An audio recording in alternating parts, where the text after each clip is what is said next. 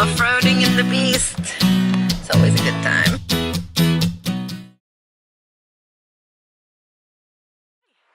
So I'm going to show you what I plan to bring on my Pacific Crest Trail through hike in just a few weeks. Gear is very individual, and this is just my preferred gear and what I like to bring, but I still think it can serve as some inspiration for some of y'all, because that's pretty much the most common question I do get. What should I pack on my hikes? And I'll talk a little bit about what I bring and also why I bring it. And even more information will be up on the blog, so look in the links below for a detailed list of everything I talk about here, and also a little bit more the reasoning and strategies behind all the gear. So check the blog, I'll link below, and if you like this video and if you like all our videos, please push the like button and also subscribe to our channel, because yeah, we'd really like to have you along on our adventures. So that's about it. Let's dive into all the gear, okay? This is what's called the big three: the pack, the shelter, and the sleep system. My pack is the OSPREY Aura AG. This is a 62-liter women's version, and as you can see, this one has been through the ringer before, but I think it still has a few miles left in it, so it's going on the PCT with me. And my shelter is the Swedish-made Helleberg Rogen. It's 2-person, 3-season tent, so me and my partner share this on the PCT. The sleep system is a Western Mountaineering sleeping bag, the ALPINLITE. It's a -7 down and it weighs 880 grams. The sleeping pad is the THERM-A-REST NEOAIR. So the shoes for the PCT. Most of the trail I'm going to be walking with trail runners, and I have tried a bunch of them on and opted for the SALOMON XA Pro 3D. This is the Vortex model, because I really hate having wet feet in the morning after morning dew, or just a little bit of rainy, feet get soaked if you don't have Vortex shoes. So they take a little bit more to dry, but really not that much, I don't think. For the high Sierras, I will ditch my trail runners for my trusty boots. These are Lundhag's Mid. It's a leather shell boot, and they are quite a bit heavier, but they handle snow and ice much better, and also the crampons will hang on to these much better than a trail runner. For camp and for water crossings, I will initially bring these Tiva sandals. I am a little bit torn about this actually, because they weigh a little bit over 400 grams, and I might bounce these and just pick up a pair of light like flip-flops halfway through the trail. That's what I did for the THRU trail last year, but I will start with these and see what happens along the trail. I really like a third-party insole, so in both my boots and my trail runners I will have the SUPERFEET green model. They just adds a little bit more comfort and stability in the footwear, and I think it's well worth it. Water on the PCT is a bit of a mixed bag. The first 1,000 kilometers or so goes through the Southern California desert. So for that section, I will be carrying about 7-liter water capacity. This is a 3-liter platypus and a 2-liter platypus, and then I'll pick up 2 smart water bottles when I get to the States to both increase my capacity and also to use for the filter.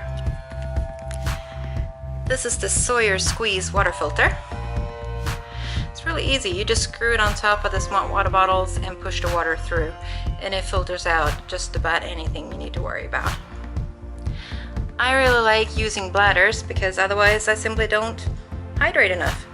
If I have to reach for a water bottle back in my pack, I just don't drink enough, and that's a problem with the PCT. After the desert, I'll probably ditch the 2-liter bladder and one of those smart water bottles. My food I will carry in this 20-liter OSPREY dry bag. It will easily hold up to 10 days of food for me, and it's really handy for organizing stuff in my pack. For part of the PCT, you're required to carry a hard-walled bear canister. But for the rest of the time, I will just keep it in this dry bag, and when it's needed, I will hang it from a tree using some paracord and a carabiner. Cooking, I will use this Primus little gas stove. Similar to the MSR Pocket Rocket, it's really easy and light to use. You just screw it right on top of the gas canister. And just some tin foil for a windbreak when that's needed. I really like this pot because it has this heat sink on the bottom. It makes the gas just so much more fuel efficient. It cooks really fast. I can boil 3 liters of water in that thing in under 3 minutes. I'll take that back. 1 liter of water in under 3 minutes. Anyways, I really like that stove. It works great. And I will share that weight with my partner as well, so that's a good carry. For hot drinks and food, I'll just carry this foldable cup. It's really handy. Compresses down to a pretty small size. And my trusty titanium spork. That's my food system. In the miscellaneous gear department, we have a few things. I really like walking with trekking poles, and I use them a lot, almost all the time. They take the load off the knees in just about any terrain, helps with balance, especially with water crossings. And yeah, I just like having something to do with my hands when I'm walking, so I'm a proponent of trekking poles. These are the Black Diamond Women's Trail Pro model. And also for digging cat holes on trail, this is the DEUCE Spades. It weighs 17 grams. It's really an amazing trowel for digging a cat hole. Some toilet paper. This is my butt pad.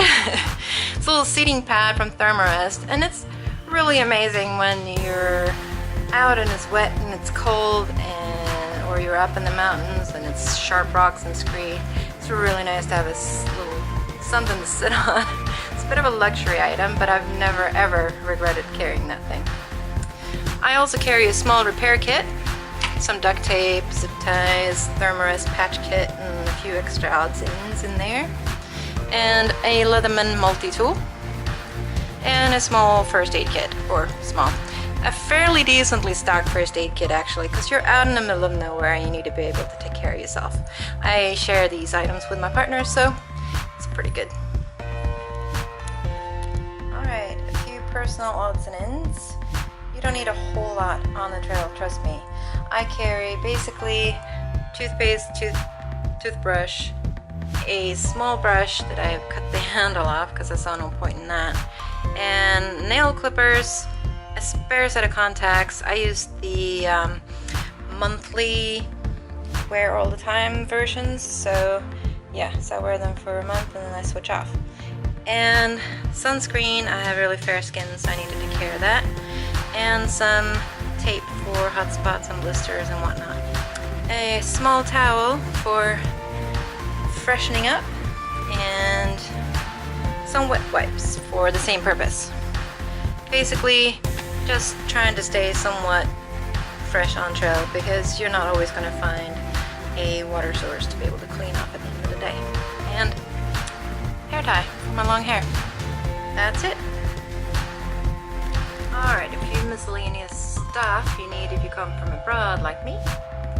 I have my passport and my 6-month US visa, along with my long distance permit, and on the back I have printed the California fire permit, so I'm allowed to use my gas cooker in California. Since I plan to end the trail at the northern terminus and then walk into Canada, I also have my border entry permit, Canada, and I also have a travel insurance to cover anything that might happen on the trail. One thing I'd like to recommend for your walkers from abroad, I got this Visa card from a bank in Sweden who basically do not charge me any fees for using my Visa card either at an ATM machine or for shopping at any stores when I'm traveling, which is really cool because otherwise those fees can really rack up. So, recommend that. Now, electronics. You can certainly get away with walking the trail without any considerable amount of electronics, but I'm a little techie, so I carry a few things with me. First and foremost, my smartphone. I like carrying my iPhone because I use it primarily for navigation.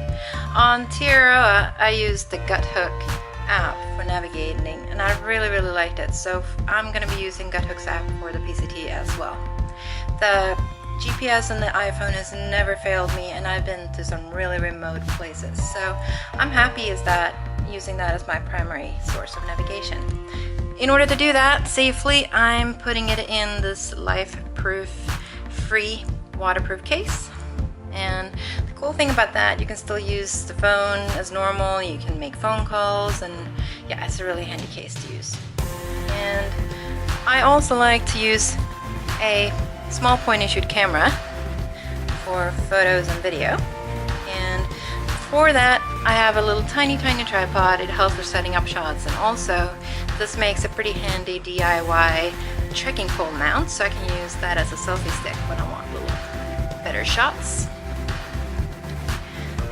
Primarily, I don't tend to listen to much when I'm out walking, but you're gonna have rough days on the trail, and or after a rough day on trail, it's nice to listen to some music or podcasts or something, so I do carry some headphones for that purpose.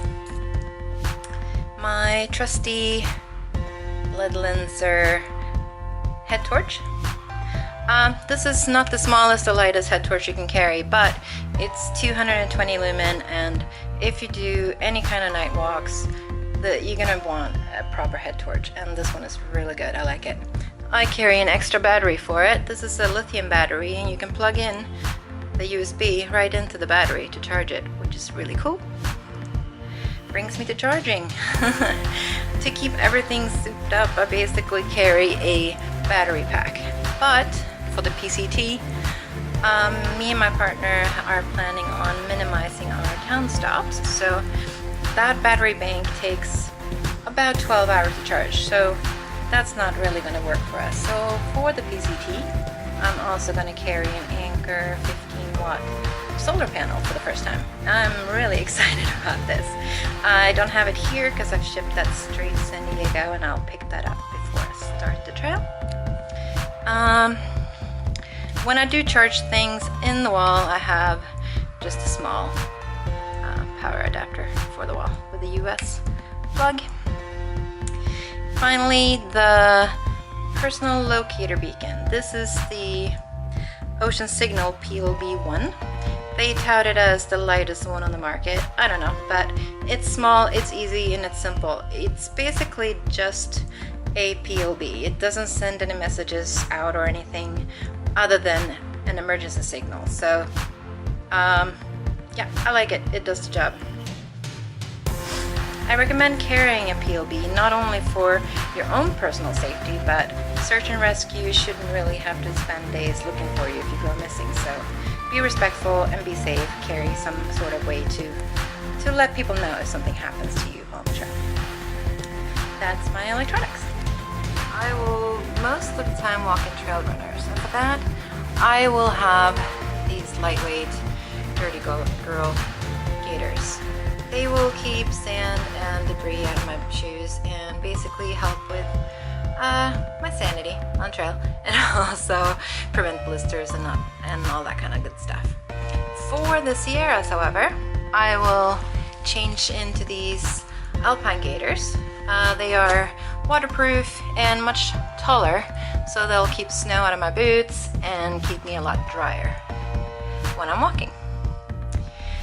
Sun preparation, REDBULL sunglasses, and this really cool visor from Craft that folds up into next to nothing, really handy, and SEALSKINZ wind and waterproof gloves. I'll carry those for most of the trail, and my nice merino beanie, and my buff. This is a merino buff, full length, and for you guys who haven't adopted the buff yet, I can really recommend this. It is such a versatile piece of gear. You can wear it as a headband or as a light hat, scarf, balaclava, you name it. It's so cool. When it's really windy or snowing outside, I wear this to cover almost my whole face and then keep my beanie on top. Really cool. So that's my accessories. Some Some of the specialty gear, shall we say, for the PCT are some mountaineering gear. My Black Diamond Swift Ice Axe and Sabertooth crampons. We are starting the trail a little bit earlier than the classic thru-hiker window. We're going to be starting on March 1st, so by the time we get to the Sierra Mountains, it will be snow and ice, plenty of it, so I'll be happy to carry some proper crampons and some good traction gear for that section.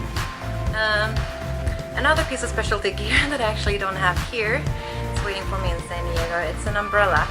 UV umbrella for the desert. That's the first for me, but I'm willing to give it a go because there's no shade in that desert, so I will report back on how I like walking with that umbrella, but we'll see.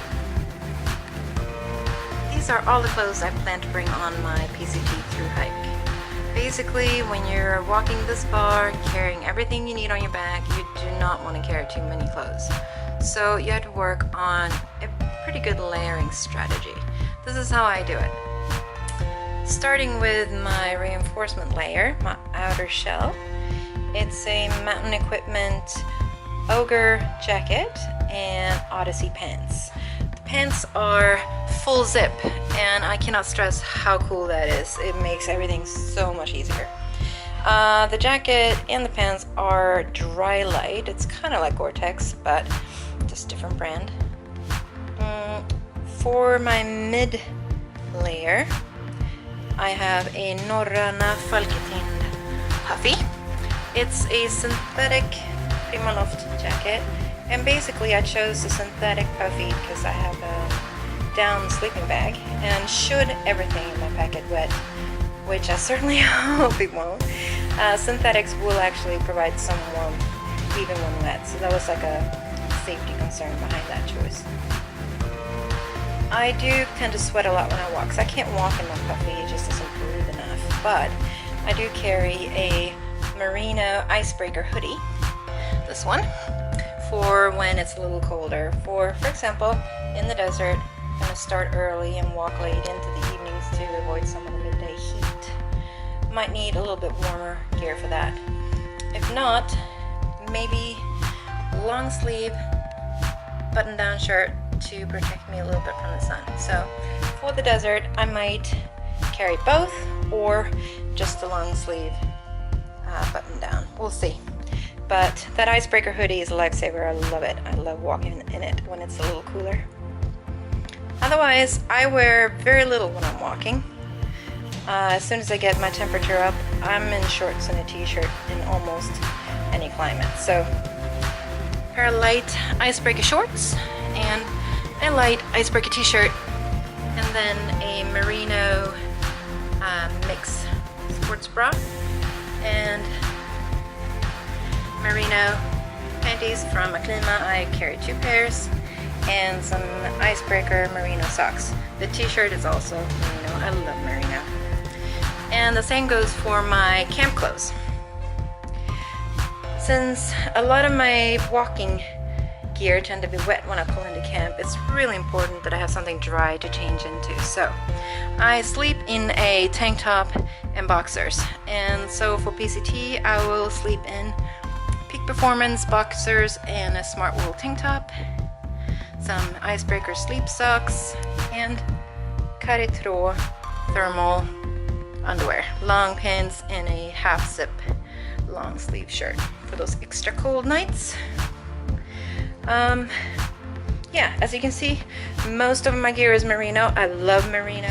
Merino is just an amazing natural material. It keeps you cooler when it's hot, and it keeps you warm when it's cold out. Basically, it wicks away moisture from your skin, and it just feels great on. I love merino. The best thing of it all, it will not stink the way synthetic materials can. So yeah, can't speak warmly enough about merino. So the only thing I don't have here is for the Sierras. We're going to be up there early in the season, so it might get really, really cold. So I'm going to swap out this puffy for a Mountain Equipment Sigma down jacket.